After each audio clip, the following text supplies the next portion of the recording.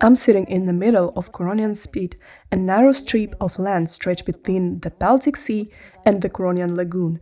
50 kilometers of the seashore on my right belong to Lithuania. 50 kilometers on my left are managed by Russia. And all 100 kilometers of the coast are both a national park and a popular resort, attracting many tourists and holidaymakers. And running all along the 100 kilometers coastline, there is a Foredune, or a protective coastal bank, or protective dune ridge.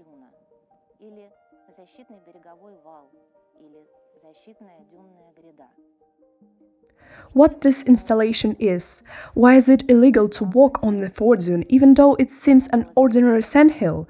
Why should you never run down to the sea from its top even though it's such a fun? Who, how, and then built this barrier? Why does it need repairing twice a year? Why is it necessary to preserve its conceived relief and maintain its integrity?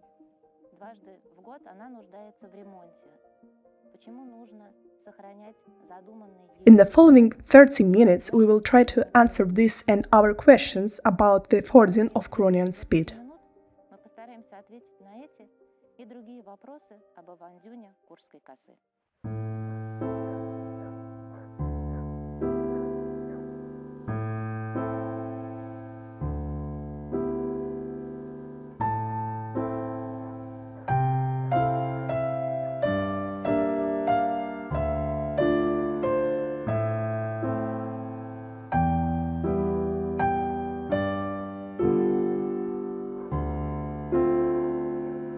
If you were a migratory bird flying back home from the south or vice versa, sooner or later you would need to fly over the sea.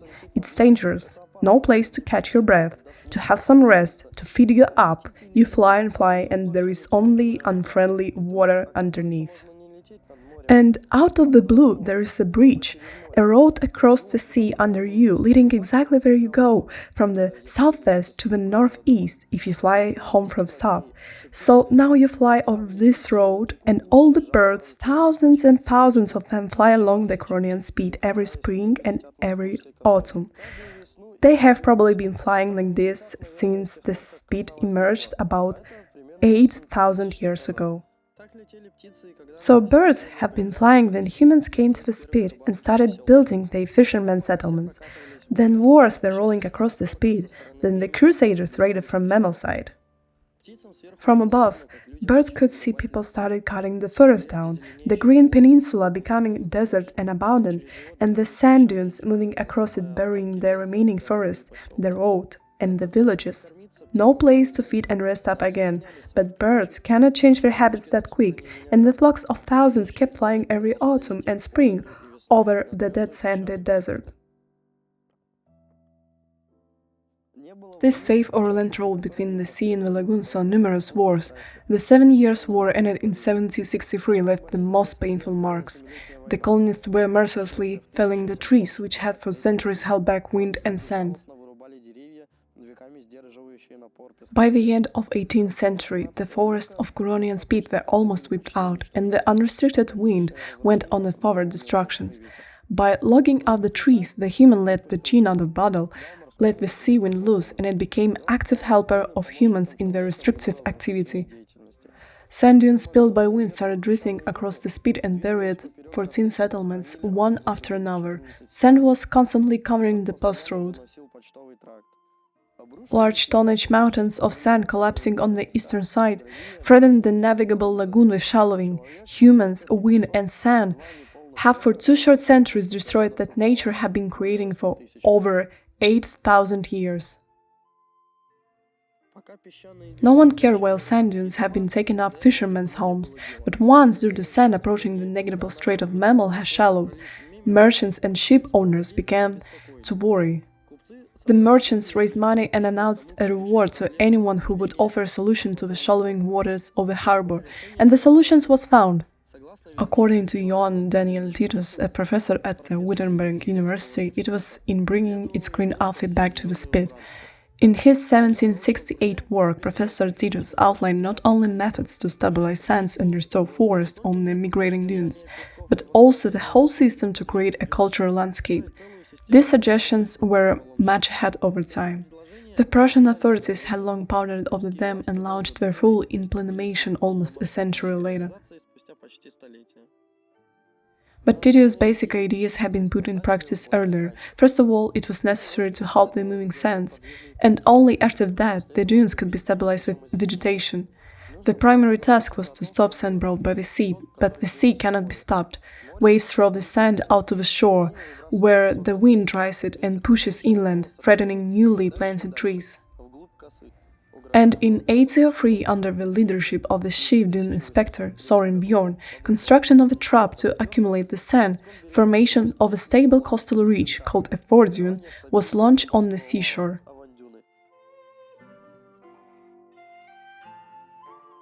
The technology was simple.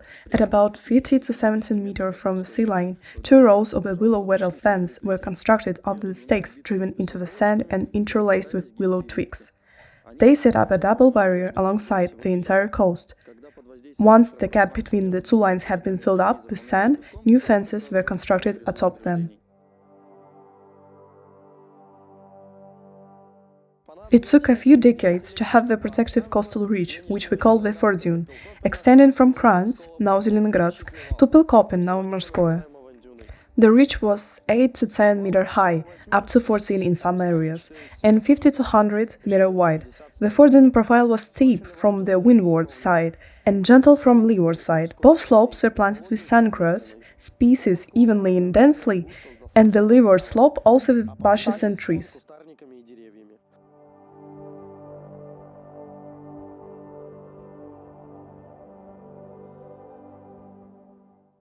In most vulnerable areas, foreign tree species, such as mountain pine, were planted. It grows very little in height, but its roots can securely restrain the sand.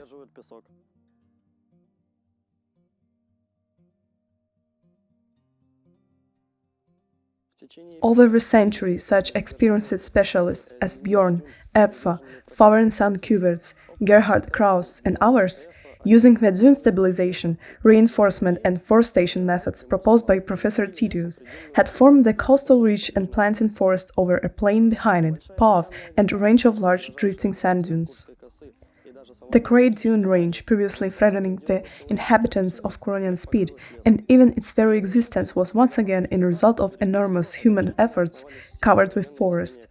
Under its stabilized protection, in safe places suitable for mooring, all currently existing settlements of Curonian Spit have been finally settled down.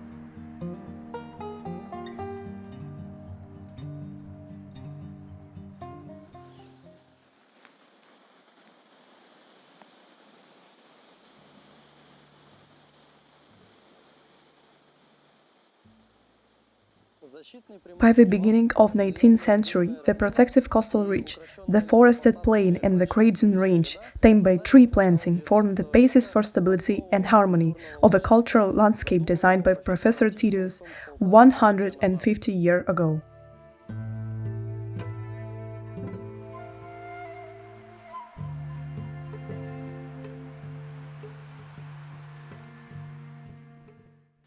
From the seaside, the landscape presents a three-stage terrace contour that restrains the wind and redirects it upwards.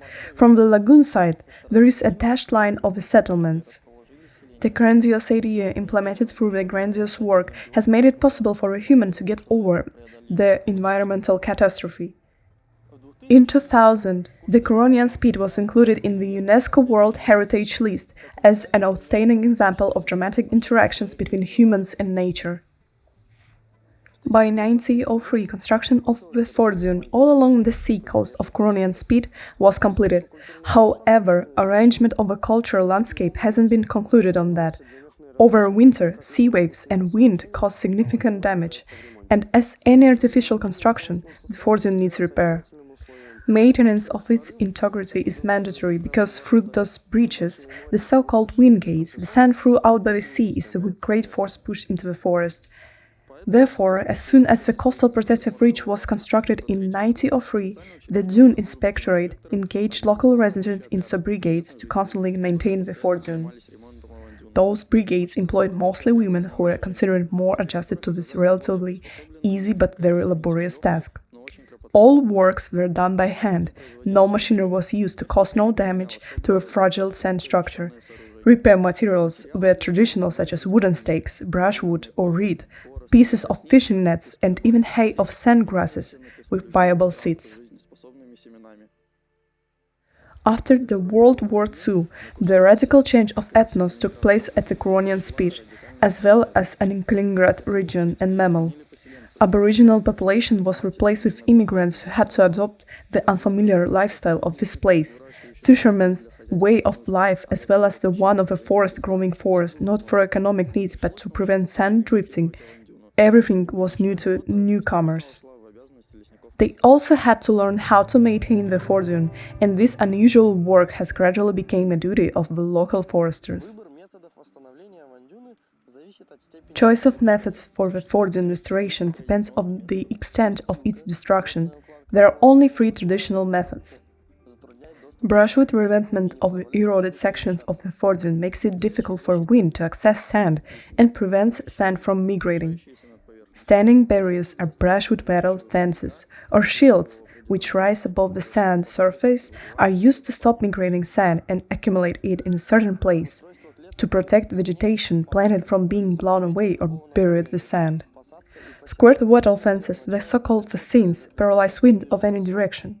Sowing and planting of vegetation signify final festering of migrating sands. Yet the methods are limited. Their combination and proper application work miracles. Unfortunately, over the last decade, the Foredune maintenance and restoration have ceased to be regular and comprehensive.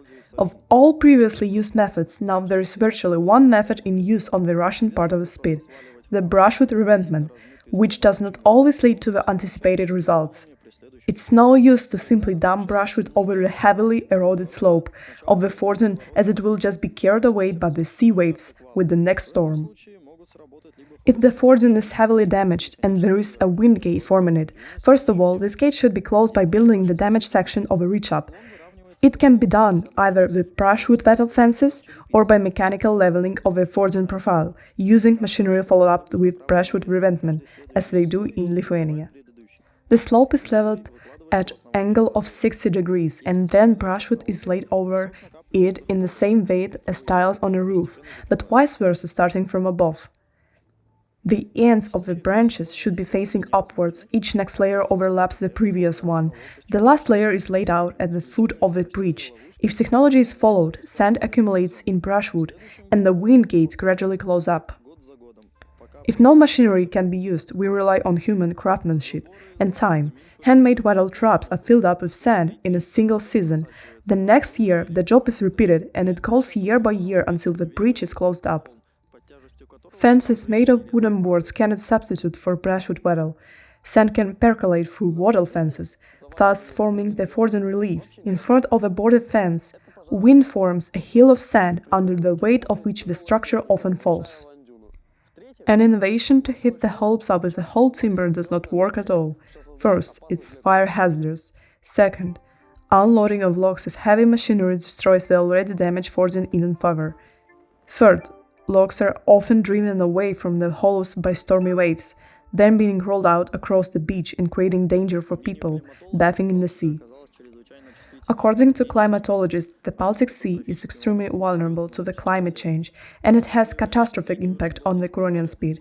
Scientists warn that the Baltic Sea level rises faster than the world ocean average one, while frequency and the force of devastating storms increase. Volunteers involved by Ecodefense in the monitoring for local effects of global climate change project record dangerous results of both effects. Nonetheless, the Kurskaya Kosa Curonian spit, National Park Management and the government of Kaliningrad region, still missing its climate change adaptation strategy, stayed unworried. While in 2001, Seacoast Inventory found 50 eroded hollows in the Foredune, in 2005 they were already 170, with 50 of them being wind gates, where tongues of sand reach out into the forest, reminding of sand catastrophes of the past. Destruction of the Foredune has been worsened by local effects of the climate change, such as intensification of storm activity in the Baltic. Devastating storms of 2005, 2007, 2012, 2017, 2018 and 2019 resulted in a certain section of the Foredune used to be 30 to 60 meter wide, being completely eroded, while in some other sections only back part of the Foredune of 10 to 15 meter wide has remained. In 2007, the erosion leach up to 2 and 3 meter height was formed along the whole seaward slope of the Foredune. The coastline has stepped back inland on average 7 meter, 12 meter in the section facing the Ecodefense, 16 meter in the Spitsroot area, right of Zelenogradsk. In 2012, 2018 and 2019, storms completely washed away the Foredune in Lesnoye village and in the root area, where the spit is connected with the mainland. The forest and the highway in the root area, they flooded with the sea. In Zelenogradsk, the storm of January 2019 washed away from 3 to 10 meter of the Foredune width, resulting in the vertical erosion, ledged up to 10 meter high, being formed. The Foredune stays on the front line. Not a coast-protecting structure as it is, the Foredune is responsible for integrity and safety of Curonian spit, the UNESCO World Heritage Site. It mitigates impact of the sea forces merely through its own destruction and suffers from the climate change effects and our neglect to the history. If we want to save the Curonian spit, we have to learn to save the Foredune. A comprehensive Foredune restoration and maintenance program, applying both historical methods and up-to-date technologies, is necessary. It should be clear that the Foredune restoration efforts may be weighed without competent and reasonable, cost-protecting and cost-reinforcing measures, including construction of breakwaters and beach replenishment. Revival of the Foredune maintenance brigades is only a part of the climate change adaptation strategy that the region urgently needs. Protection of Curonian spit Foredune should be a history lesson, well learned and applied in new circumstances. If we act in accordance with it, when the Foredune will stand up to the climate frontline.